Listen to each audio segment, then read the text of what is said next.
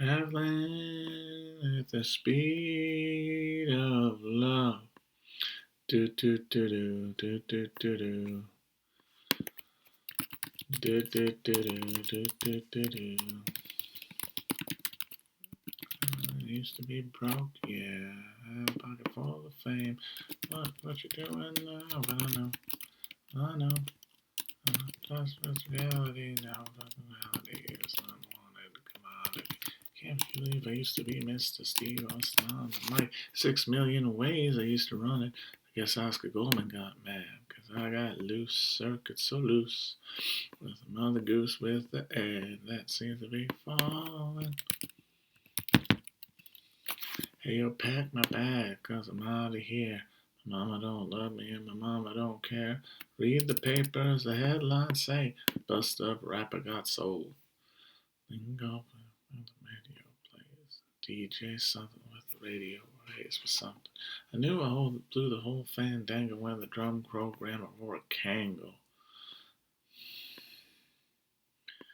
Realize that I'm over like clover. No good, nothing, so give me some fucking beats. All the teenage fans of heat. Dudes, saying all my dues, so what comes next? Let me use my forehead. So let me stop stalling, cause everything I do is like falling.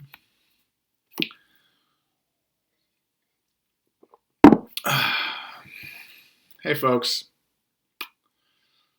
So tonight, Biden is doing a joint address to Congress. As many nerds will point out, it is not a State of the Union in the first year. That's not a State of the Union. That is in a joint address to Congress. The State of the Union doesn't come until the second year, I guess, because you're giving a report, and there hasn't really been enough stuff to give a report on. I have a feeling, though, he'll say that the State of the Union is strong. Even though it's not a State of the Union address. I wonder what they're going to put him on. I mean, obviously, they put him on something for these big events, because there's no way they would leave the chance that his brain's just going to go off, because he has had some pretty astounding mental lapses just in the last couple of months. A number of times where he just gave up. Now, he'll have the teleprompter, but, he's still old as hell. His brain is clearly going, and it's going to be in the evening. So I'm guessing just straight up adrenaline shot to the heart, Pulp Fiction style, 5 minutes before he goes out. And I will predict this, that you don't see him in public for at least a couple of days, maybe a week after this speech. And that'll be fine, because that's the thing about Biden. His pitch to people was, put me in there and you will have to stop caring about politics so much. And it really seems to have done the job. Isn't that interesting? We got to the point where everyone is cranking each other off, freaking out about the imminence of civic conflict last fall. And of course, it bubbled over into the riot on January 6th. But since Biden's been in office, it just seems like the air is slowly gone out of the political balloon.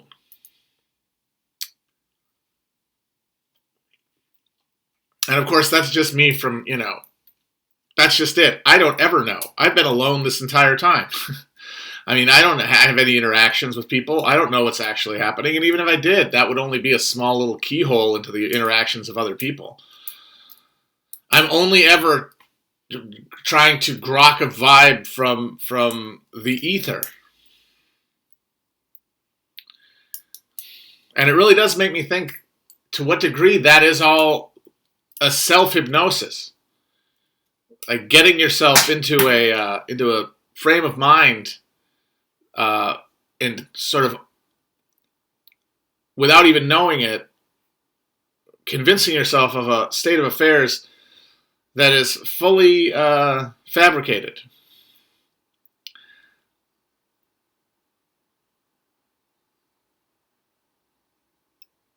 But it certainly seems like the figure of Biden is truly the opposite of Trump, in that whereas Trump's every statement, every action inflamed the political discourse and raised the political temperature. It seems like Biden is just a black hole. He just absorbs everything and just holds it. None of it gets reflected and reinforced.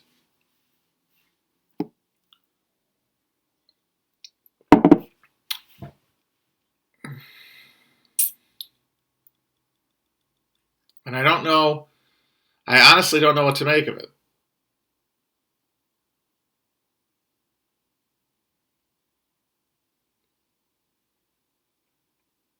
I think that Trump promised a politics that we were just simply not able or willing to embrace.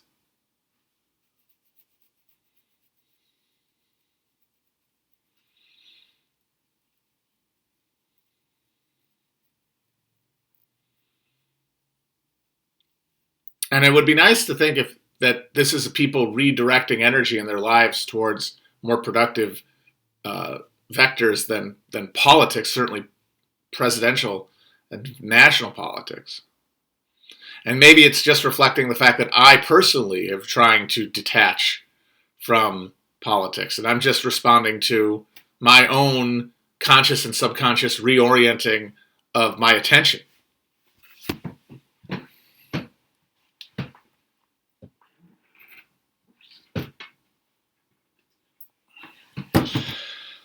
I don't know. It's weird.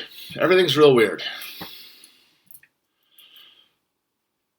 Ugh.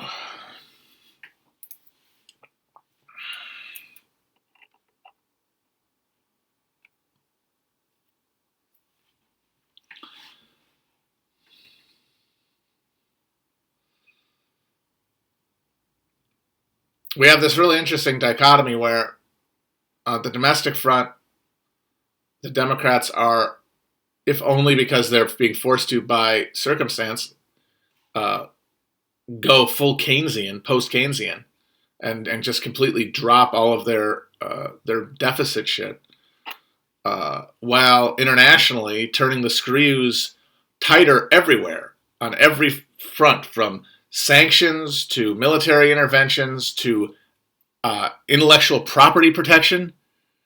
When we talk about how the two exports of America are weapons and intellectual property, that's Hollywood movies, that's TV shows. It's also things like pharmaceutical patents, which is the real nut of the whole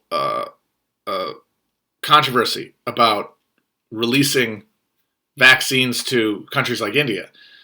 I wouldn't be surprised if you see a big charity shifting of excess vaccines to India and other countries that we then get to take credit for, but you'll never see a violation of the patent regime, because the patent regime is what keeps the whole thing going. It's what Ned Beatty talks about in Network, about how the Saudis have taken millions out of this country and now they got to bring it back. The thing that brings them back is real estate and copyrighted material that we make people pay for on our terms, supported by our hegemonic military and our currency.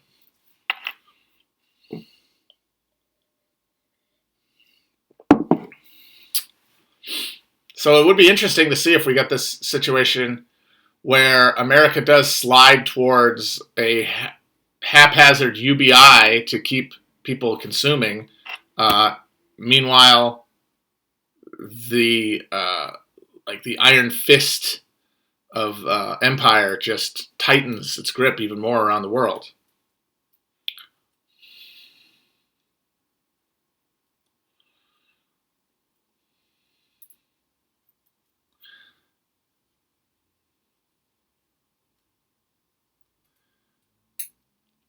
I remember about that Israeli general who says that that aliens contacted the governments of what? The United States and Israel? See, that's how I know that didn't happen, because that's the kind of shit that only an Israeli would say. Why did I say that Marx was wrong about everything? I don't remember ever saying that. I wouldn't say that. I don't agree with that. Weird thing to say.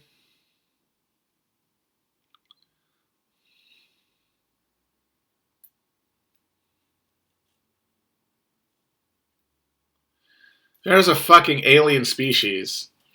I would not contact any government in this fucking on this planet. The people in charge of this world are like the 57 millionth copy of a absolutely just a decadent, cruel ruling class that has nothing to offer anyone, even on this planet, let alone extra fucking terrestrially.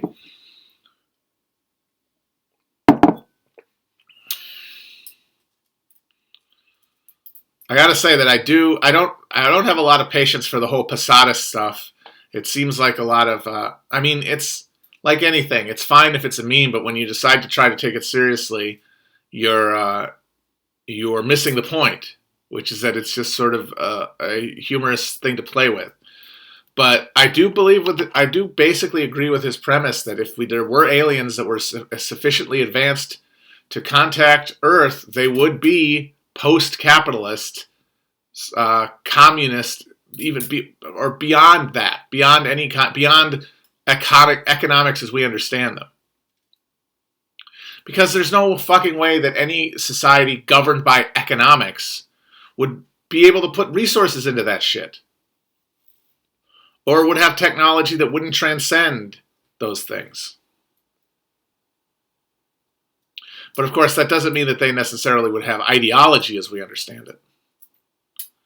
The Ferengi aren't real. Hate to tell you guys that.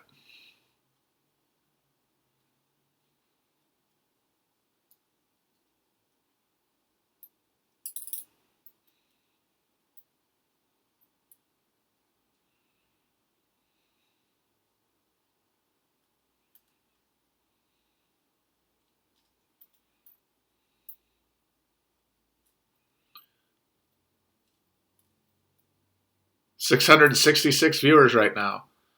Hail Satan.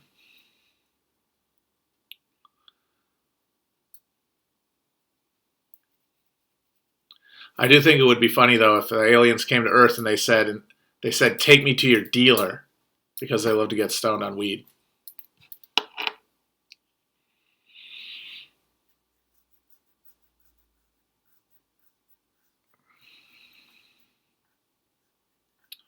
I can't write. I'm not a writer. I've realized this. Like, you actually have to have done some. You have to have like a practice and a craft behind it to fucking write things down. I try to write and my brain stops me. I honestly realize that all I can really do is talk, because it's the only thing that gets past that gravity. There's like a gravitational pull that just like pulls me away from being able to get anything on paper before I just destroy it with self-doubt. And I could overcome that, but it's going to take long. It's going to take a while. So don't expect anything in the near future where I'm like sitting down and writing shit down. I'm just a lazy piece of shit is the thing. I have no real abilities, talents, skills. I got very lucky.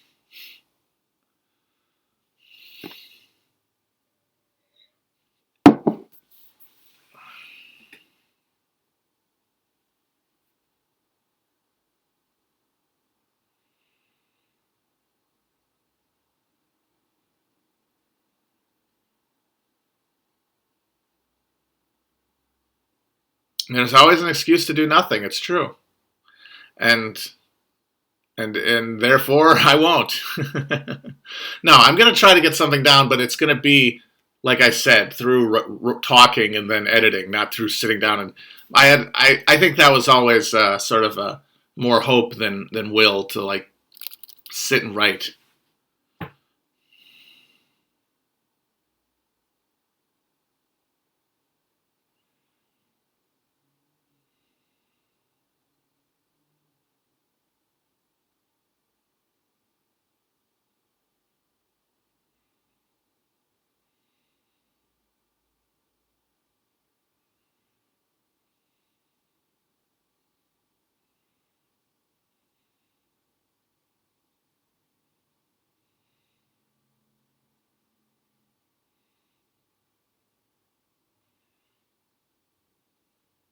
Somebody wants to hear about Robert Owen. God bless those guys, the utopian socialists of the 19th century. The first attempt to opt out of capitalism, basically. And the whole history of the 19th century and the 20th and now is how is over time that option being reduced, just literally being wiped off the map. And I think that all of our examples of attempts to try to opt out of capitalism while still living in a capitalist system are going to be undermined because because you can't produce. You can try to produce without profit, but the rest of the world isn't, and that fucking crank is just going to pull. But I don't blame them. It certainly looked like there was a lot more options back then. It really, when you look back at the 19th century, it really is stunning. You can say all you want about Marx, and you can say about what he got wrong, or how he was a dick, and how he was a lazy hypocrite who cheated on his wife, whatever you want, or he was racist or whatever. All that true to one or another extent. He really was the one person who saw what was happening as it was happening, and saw more even than what it was going to be. And he saw that it could not be negotiated with, it could not be gotten around, it cannot be competed with. It could only be transcended. It had to be worked through and transcended because it was going to become totalizing. And he looked around the world and he saw the power of capitalism, and he saw the absolute rustic, flaccid,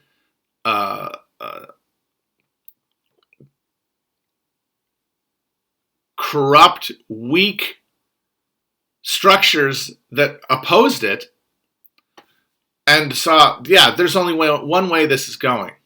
Nothing outside of capitalism, no system, no structures outside of capitalism will be able to withstand it. The only hope will come from within it, as people who are deterritorialized by capitalism come into a new consciousness. But at the time, very few people got that. And honestly, I'll always say that, like, Marx's vituperativeness and awful hostility and nastiness to the people he argued with can kind of be understood when you just see, when you really reckon with how much he saw compared to what everyone else was insisting upon. People saying, no, we can defeat capitalism by competing with it and displaying the superiority of cooperation. As though by that late date, what was going to compel the mass of humanity was going to be an example or a word or anything beyond the fucking ideological and physical rifle to the forehead of capital.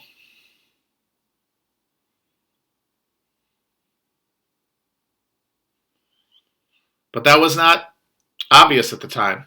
How, to most of us, to most people there, hell, half the smartest people of the 19th century were convinced that all the stuff that was happening was due to skull shapes and like temperature variations and shit.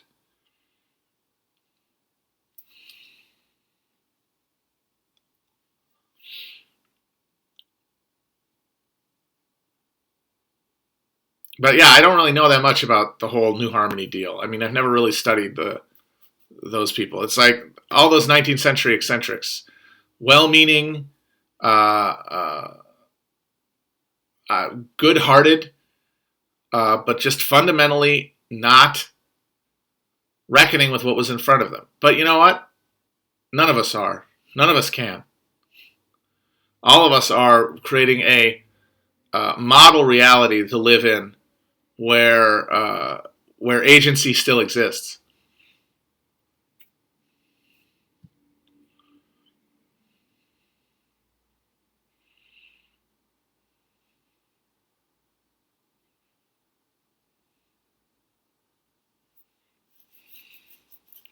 Andrew Cuomo is going to legalize heroin now to distract from the new information about the nursing home deaths. It's just going to be like, look, what'll it take to make you people go away? Fentanyl out of vending machines? Fine.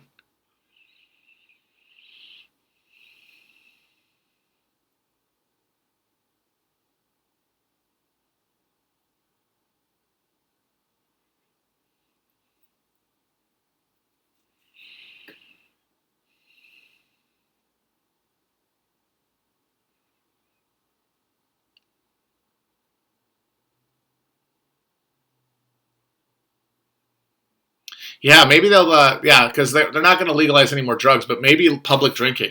Because that is a real drag about New York, that you can't fucking drink in the street.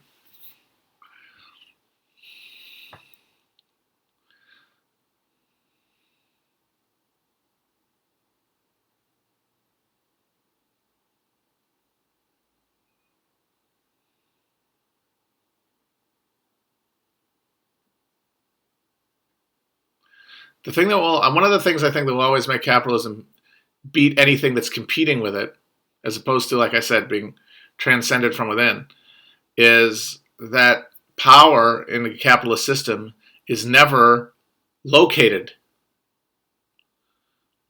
It's always somewhere else. The real power, no matter how influential or important the individuals are in a room, the real power is something in their head. And it's something that they cannot bargain with or change. Not like, a medieval council where these guys all had to answer to God. I mean, God is just their self-interest plus their sense of duty, whatever that is. It's internal. Capitalism is a compulsion beyond.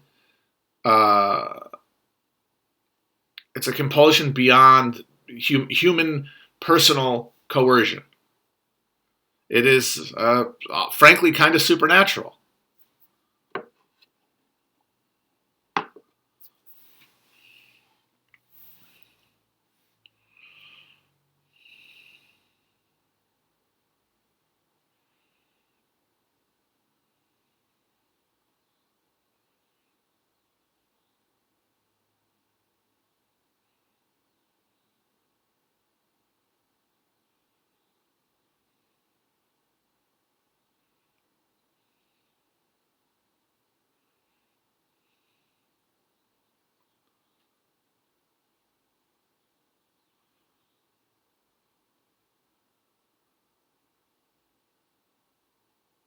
Oh boy, I look tired. I'm sorry.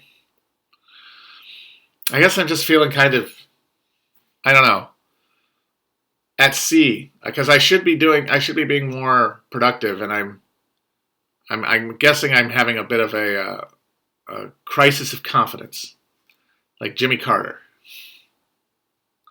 But those come and go. It's all cyclical. I just got to breathe through it, vibe my way through it, see for something to hit.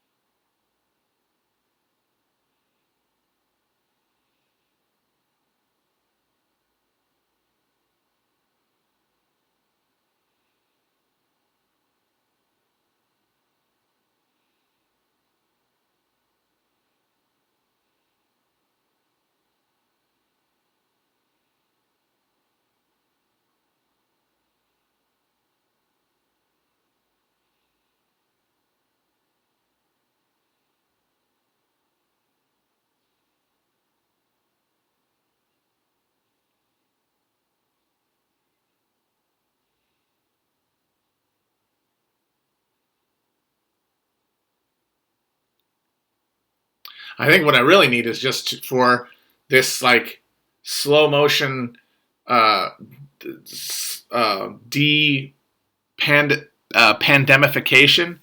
What I've really realized is that like there is no going back to normal. I think that's obvious. It would be undialectical to imagine otherwise. Like there is no post pandemic that's like just like it was before. But I think these last couple months, especially as vaccinations in the U.S. have increased, has really reminded me is that whatever is coming after, like this stage, is going to be a intensification of the ambiguous, sort of desocializing. Like I worry that that there will be a permanent mark left in our ability to engage with the world. I don't know. Once again, I just feel very siloed and very unsure of what anybody is thinking or is going to do. I do know that whatever I think I or anybody else was hoping for, which is some sort of cathartic moment of reasserted conviviality and I don't know. We'll see. If it comes, it'll come slowly, like feeling coming back to a limb that's been sat on for too long. But I think the ambiguity of it at the moment is getting to me a little bit. Just this not knowing where it's going to land and how long. Like we're on a Plinko board moving through space.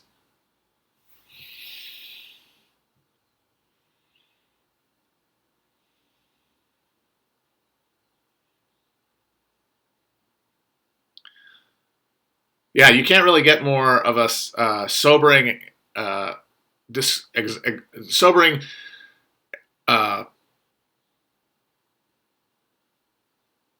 sobering model example of what the rolling catastrophe of the 21st century will be from then this distinction between the U.S. and places like India right now, where you're getting to things opening up here, you're getting to a flattening finally of the curve and some sort of tentative reopening. Meanwhile, there's hundreds of thousands of people a day in India. And I think that is something that a lot of Americans who worry about climate change tend not to focus on. There's that, and I think that's why people like to think in apocalyptic terms about climate change. They like to imagine, hey, we're all going to die. You know? But I think we're seeing with this, that's not really the case. You know? Some of us will die, but the majority of us are going to stay in the pool, you know, in the human pool, in the citizenship realm, where you get all the privileges of being an American. And elsewhere, huge numbers of people will die. And we will be separated from them by distance and by walls that we'll build and by technology that we'll use to enforce it. And I don't think that is something that a lot of, I think what people who fixate in America about we're all going to die, I think why that's a wish. Like somebody once said, of course people like Dr. Strangelove. Who couldn't like a movie with such a happy ending? And it talks to that desire for instant annihilation, not slow decline. And I think that is really the death drive as we understand it. Like Howard Ratner in Uncut Gems, subconsciously setting up his own death so that he can die at his high point rather than to see all that he enjoys and all that he values about himself slowly removed and nothing but death to be company.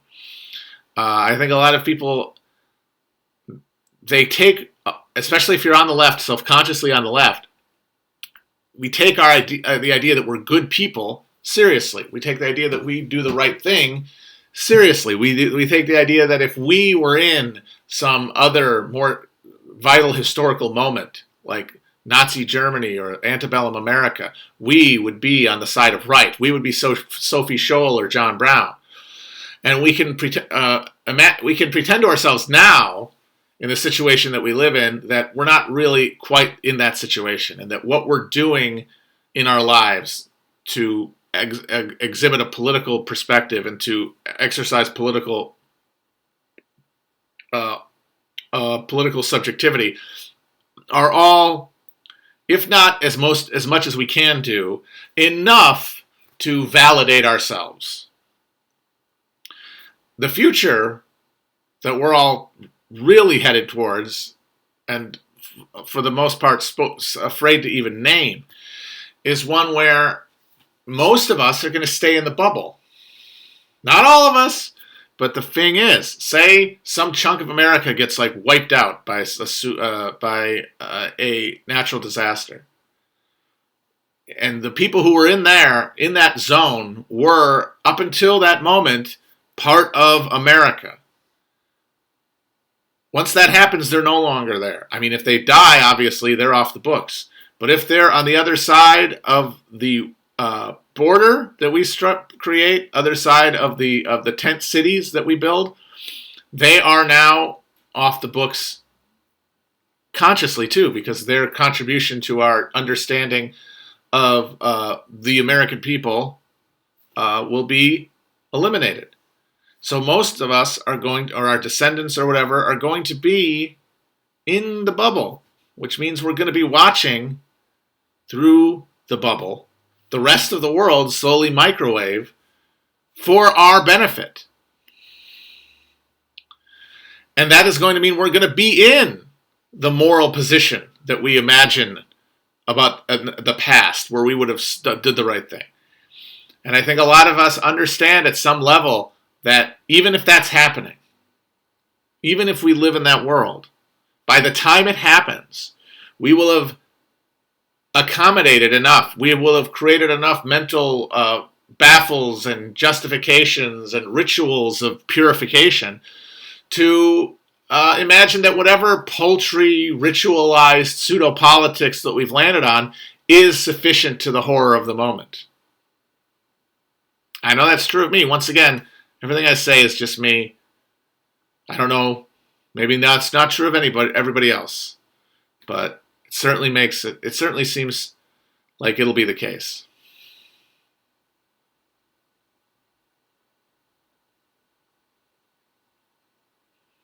Because the alternative is, okay, say that I'm not going to let that happen. Say that I convince myself I am not going to just slowly, neurotically expiate my own guilt from being party to this planet murder. Well, what will I do?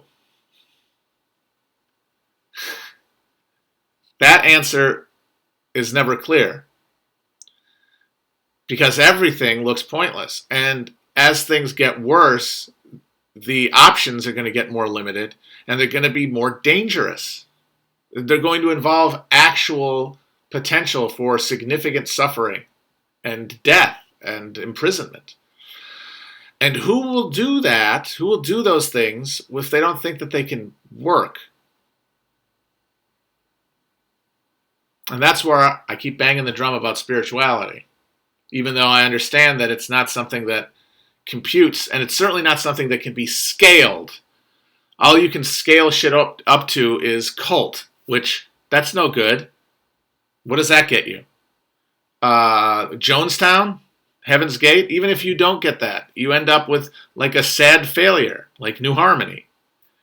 You're not you're not going to stop anything. You're not going to save anyone.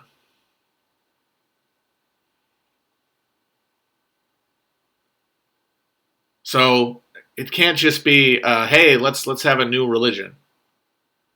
That's silly. But people are going to have to care more about other people than they do themselves. And I don't blame anybody for not having that. I don't really have that to the degree that I think I should.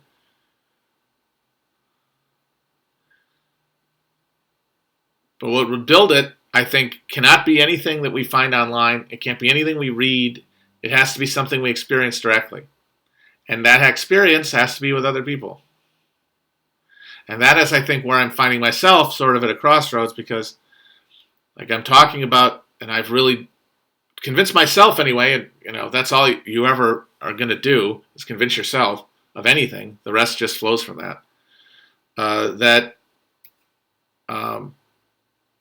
there is no practice without action as the basis for it. There is no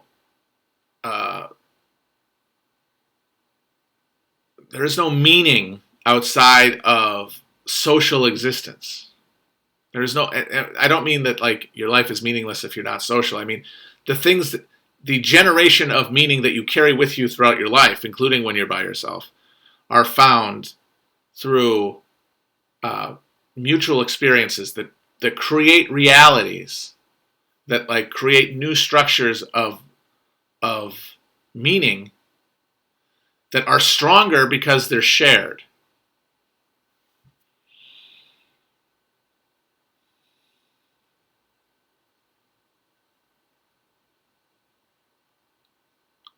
But my in this weird nebulous realm, nether realm, I feel very unconnected to other people. So it's left me feeling a little trapped. Oh, someone asked about late Victorian Holocausts. It's a very good Mike Davis book. And it is, honestly, I have no interest in defending the Soviet Union. I don't really care. I think that those arguments are perfect examples of arguments that exist to be had, that are unconnected to any meaningful question, and that you do so that you feel like you're participating. But just as a historical question, the responsibility for communism, for the excess deaths in the 20th century in Russia or in China, is really settled and rendered absurd by the reality of late Victorian India and the British Empire. When you saw patterns of what happened in late Victorian India, the Raj, the British, who were operating the entire subcontinent as a giant money funnel to the UK, disrupted all of the existing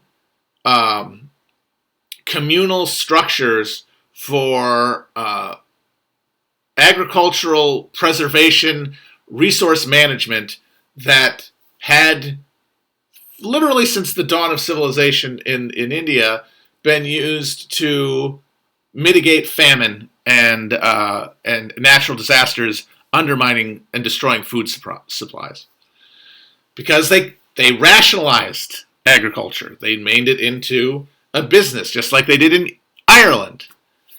And the result of that is that when famine came, thanks to El Nino temperature variations in the late 1800s, it meant tens of millions of people died. And that pattern of disrupting traditional agricultural methods and rationalizing them, and therefore leading to massive deaths in the countryside when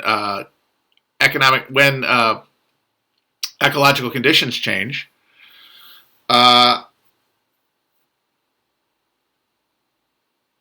is the story of capitalism conquering the world.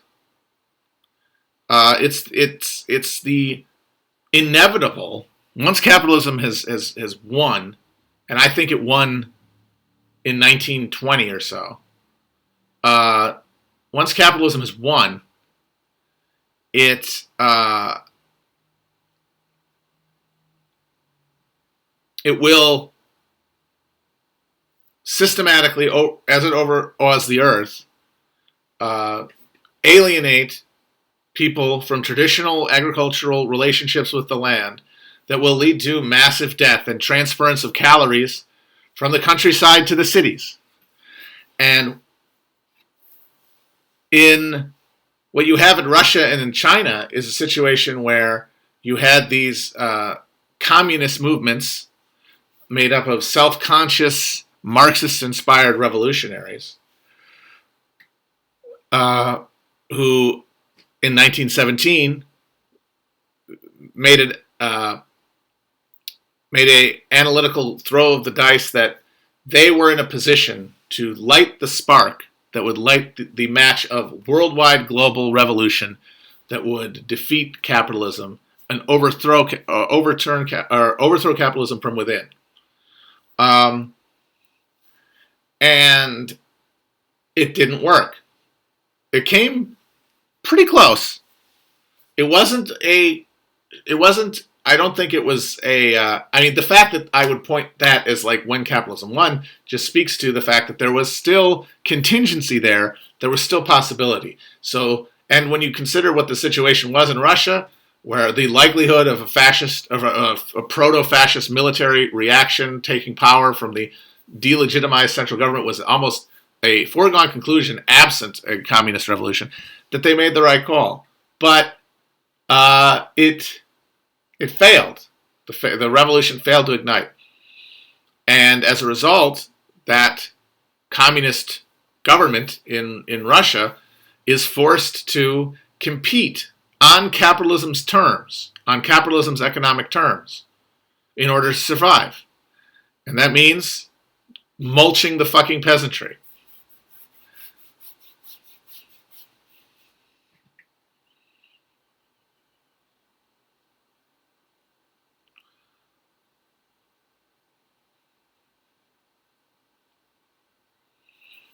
And that's why I think, let's call it here. I won't say which book it is this week. I might tweet it out later. I want to do a book next about the German Revolution. There's a really good one that I've heard about. Don't remember the author though. It's like the classic text from like the 60s.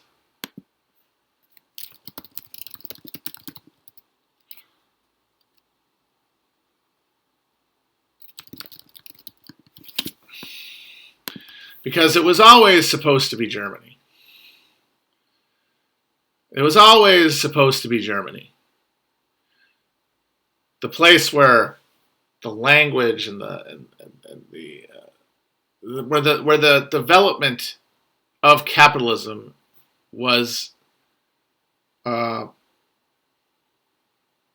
most conforming to the Marxist concept.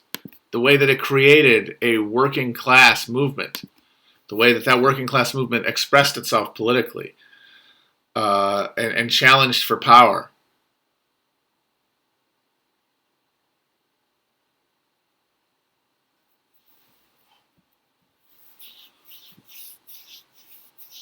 And then when it didn't happen, I really think that we entered a new phase. I think that the Cold War was a war for resources between capitalism and everything that opposed it in one way or another. And that war was much less close. That war was never really in doubt. You can argue about some contingencies that if they go the other way, things go differently, but it's hard to. It requires a lot more dice rolls going different ways than any period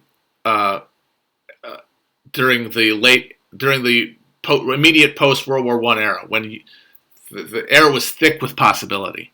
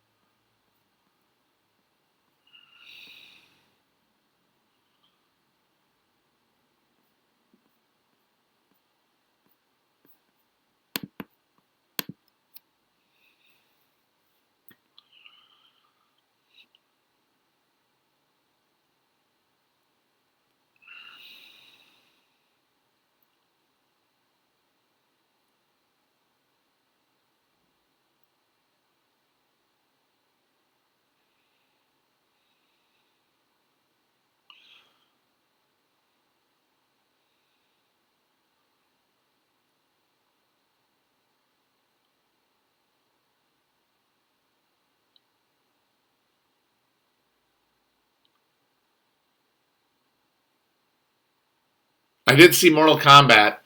The CGI blood actually didn't bother me as much as it usually does, just because, I mean, it's fucking Mortal Kombat. You know, it never looked realistic. It was fucking 16 bits or whatever. And there was some cool violence. Like when the lady got cut in half with the hat. That was pretty good. Kendo was honestly kind of charming, not gonna lie. He was doing banter, but it was not soy. Maybe just because of all the swear words, but it felt less cloying than Whedon. I will say though, absolutely baffling how they structured it. And I guess this is an example of the new normal of every film having to be the first in a franchise, is that there literally isn't a goddamn tournament in it. All of the fights are the one side trying to kill the other guys before they can have the tournament. What the fuck, man? When are we going to get to the fireworks factory?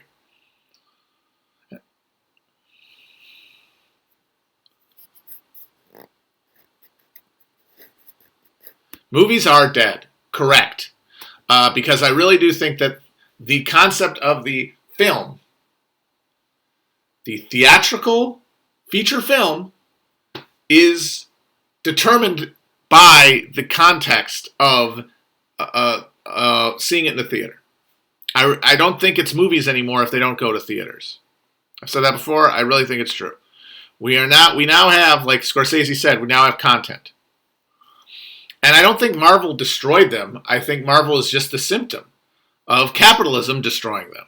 I mean, I know that it's easy to say that because it's the answer to everything, but you really do see as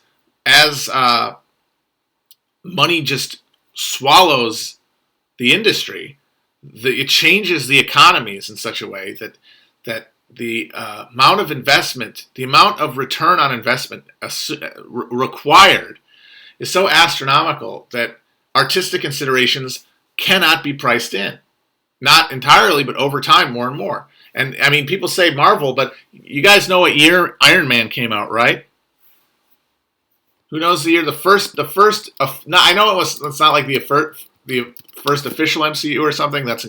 I don't know, but the first one that like starts the thing was Iron Man, 2008. Anything else happened that year that anybody knows about? Anything else happened in 2008 that anybody remembers? Because remember, the way that the 2008 collapse was responded to, as opposed to the Great Depression, which was responded to a huge increase in worker leverage, direct employment, massive increase in unionization, and therefore purchasing power at the level of the consumer through labor share of income. How is it fixed in 2008? All of them, they just took the governor off of money. They decided money doesn't exist for banks. And of course, money never existed. It was always a fraud, but it was a fraud that they all pretended to believe in to some degree or another. And 2008 taught them, oh, okay, never mind. Like, we have reached the final stage here. Like, there's nowhere else for this money to be invested in.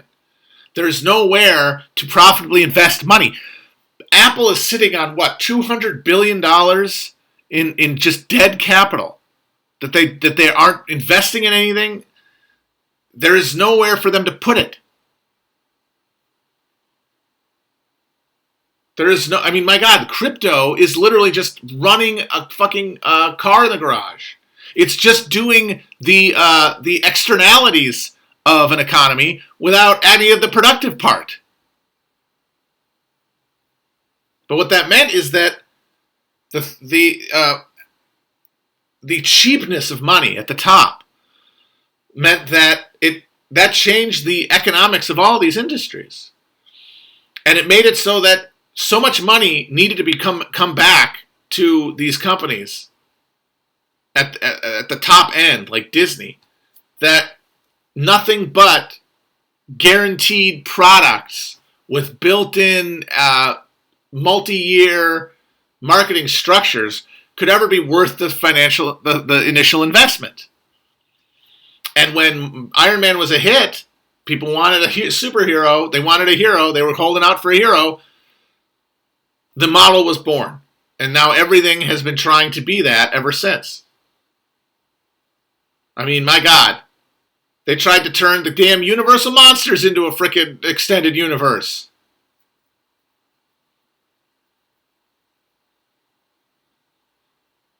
What is the productive part of crypto besides moving illegal shit around and evading taxes?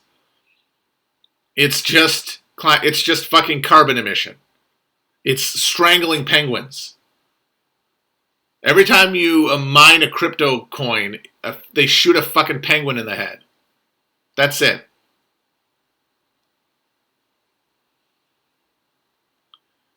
That really does, to me, sum it all up, is that money has so far outpaced the real economy and real productivity and real scarcity. Like, the reality of this is, when you look at this insane system, is that clearly through technology, through the creation of systems of trade and exchange, we have solved, and agriculture, and we have solved scarcity.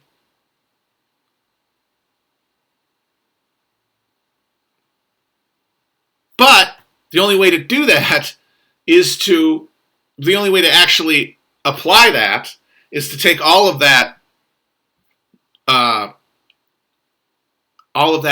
excess, all of this productive capacity that is just taken and held, and move it back around and redistribute the technology and the mechanisms of exchange, and remove the profit engine. We could do that. That's possible. Like, in terms of, there's nothing physically stopping us. Only our structures, only our embedded assumptions, only the mechanisms of control. But there is it's so far past a real economy that the only new avenues of investment are ones where all you are doing is the non-productive element of production, the externalities of production, because there has to be something. It has to be measuring some activity. But this is not the creation of value. This is the creation of fucking carbon. That's it.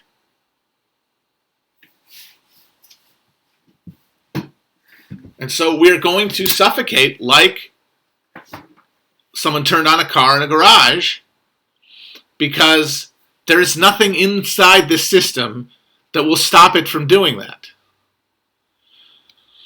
Because the damages, the hurt, the exploitation, the misery are always concentrated farthest from the points of power. The closer you get to points of real leverage and power within the system, the more insulated you are, not just personally, but psychologically, from the reality of capitalism. And of course, at the very top, you've got literal demons, but you've got plenty of people who are, for the most part, human, who are able to continue performing their part of this, like we all are, because they really don't know what it is. They truly have had it abstracted away from them. It means the opposite to them of what it really is. Because we imbibe a culture where all of the misery and pain and horror of capitalism are turned into all of the good virtues and values and all that is good. So, of course, living in that, breathing that vapor, we will continue to carry the system out until it's too late. Until we're at the other side of the bayonet, until we're on the other side of the cage.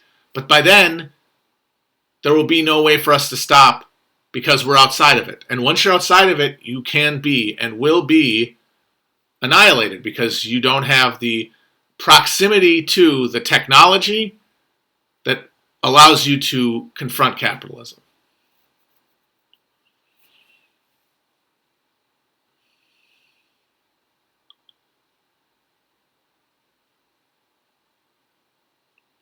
Someone says crypto isn't all mining. It's 3 coins that do that.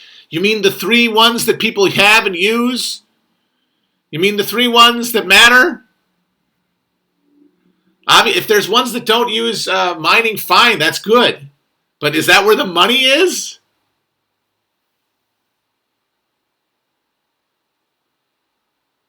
It's very interesting, though, to me, that Bitcoin has a finite limit to how much can be produced, right? It's 90%, someone says it's 90% mined. And of course, what happens, I'm assuming once it hits 100, the value goes to 0, right? Can somebody who knows more about crypto explain this to me?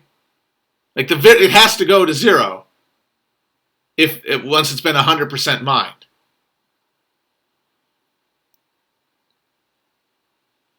And if that's true, it's very interesting because it shows the way that libertarianism is a self-conscious self-delusion, because you create this thing, right? This new money. It's better than old money. It's superior to old money. It's got real value.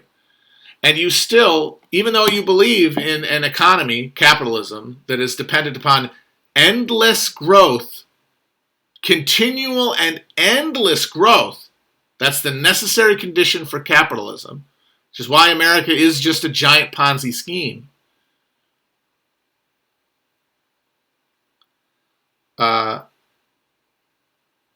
Your ideal currency has a fucking finite amount that can be produced of it. You don't even see the contradiction there.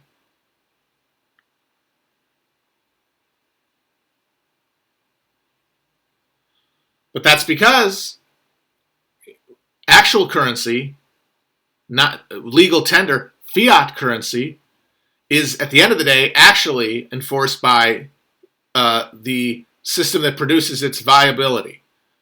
The technological and social capacity of the state. That's what actually undergirds currency. And that exists as long as the state exists, or to the degree that the state exists. But because the libertarian crypto people don't believe in the state, they have this hard wall. And then what happens when you hit it? Oh, we'll figure it out. Because the assumption is always, because the reality is this is never meant to be a currency, and its value isn't as a currency, it's purely as a speculative fucking investment. And that means, yeah, at the end of the rainbow, when the fucking thing hits 100, there'll be something else.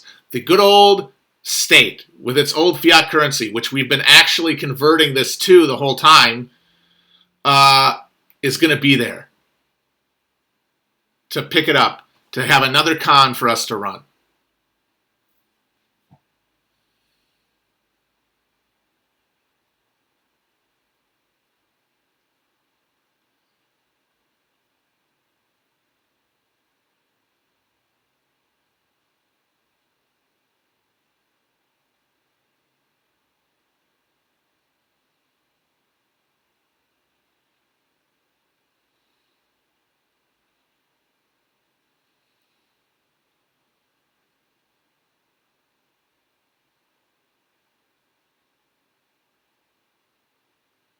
If somebody makes a cryptocurrency that is an actual stable source of value and not speculative, and that allows for transactions outside of state control, that'd be great. And doesn't involve just spewing fucking carbon in the atmosphere, that's fine. That'd be great. Are there any of those?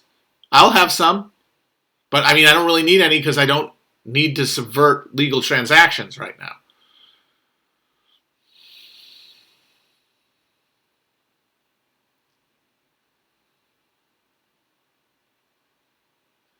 Seems like Google and Amazon are getting away with a lot more planetary destruction than crypto, but no one gives a shit. Well, I mean, nobody gives a shit about any of this. Who are you talking about?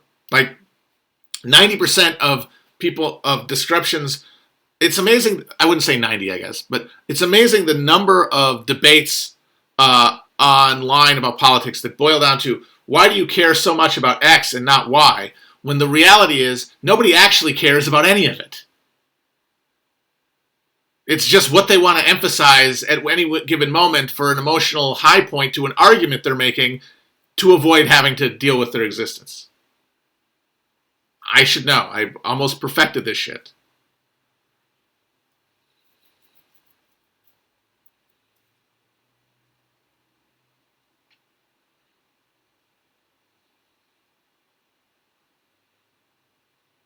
Like we're bothered by this stuff. That's real. We're bothered by it, but it's like the grit that we kind of have to chew on to like make our guts work. You know how like there are some animals that like eat rocks to put in their stomach, like chickens, I think. They eat rocks to put in their stomach so that they can grind up against the food that they consume. That's what our concern, our care about any of these issues boils down to. It's grist. And like even the anxiety and guilt that is produced by chewing on it is in some sense psychologically satisfying because it propels us into rituals of absolution that then make us feel cleansed, if only for a moment. And it's the seeking of that cleanliness, and it's the cycle of feeling implicated and soiled, and then seeking a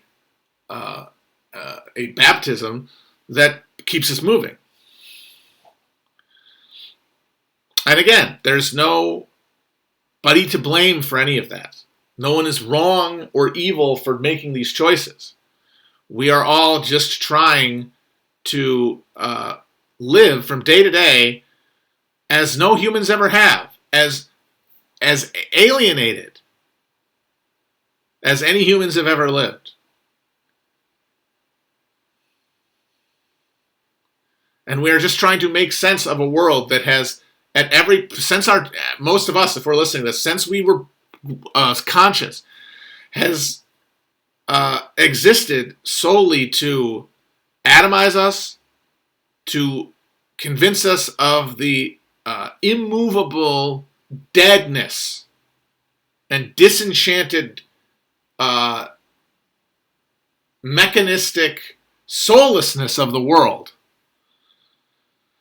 The centrality of our own pleasure as the only antidote to that, as the only goal to seek in this dead fucking landscape, and then try to make sense of the world that we live in. And of course, this is what we're going to do. But these atoms that are banging off of each other, you know, eventually some of them are going to hit in a way that was unanticipated.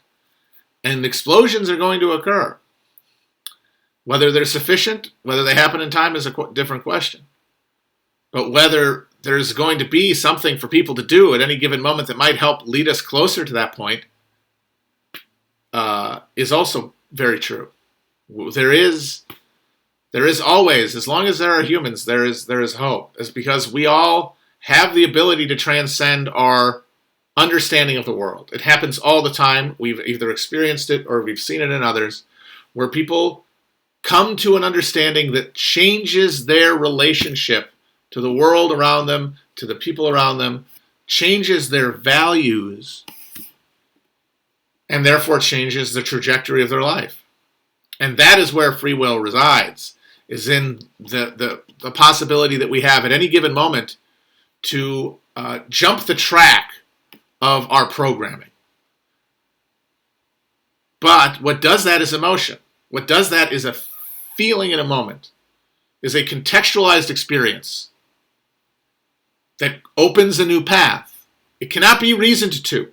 It can be reasoned towards, but the actual catalyst can only occur in the forge of human interaction. Free will resides in the balls. All right, folks. Bye-bye. Where's this gizmo?